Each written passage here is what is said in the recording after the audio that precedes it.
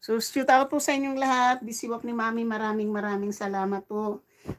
Magpaplansa po ako ng damit kasi may pasok po ako bukas. At pagkatapos ko po ngayon mag-live ay aalis po ako kasi gusto ko pong maibsan po yung aking lungkot. Dahil nga po sa sa aalis po ako kasi gusto ko pong maibsan po yung aking lungkot. Dahil nga po sa yung namatay po kasi yung kapatid ko na bunso namin. So ako na po yung pinakabunso ngayon sa aming 12. Wala na po akong kapatid na lalaki.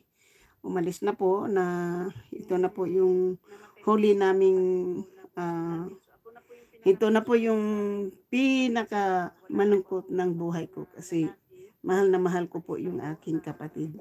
At yung kapatid na yan po, kahit anong hingiin po sa akin yan, talagang ibinibigay ko po sa kanya. Kahit ano, binibigay ko po sa kanya. Pero ngayon po, ay wala na pong manghihingi sa akin ng vitamins, cellphone, eyeglasses. Kahit ano po yung hinihingi niya sa akin ay binibigay ko.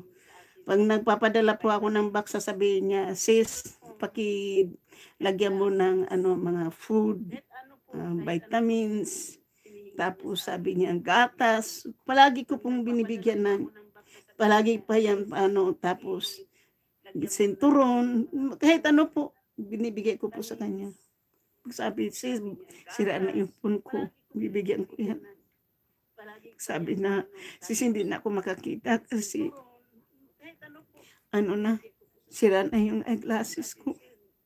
Bibigyan ko rin yan.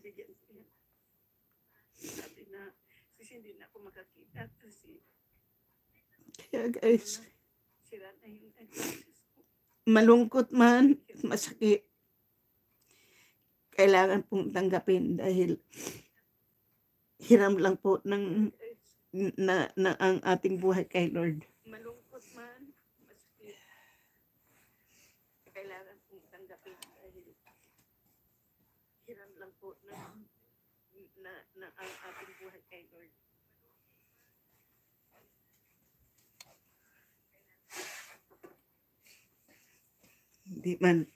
Hindi po natin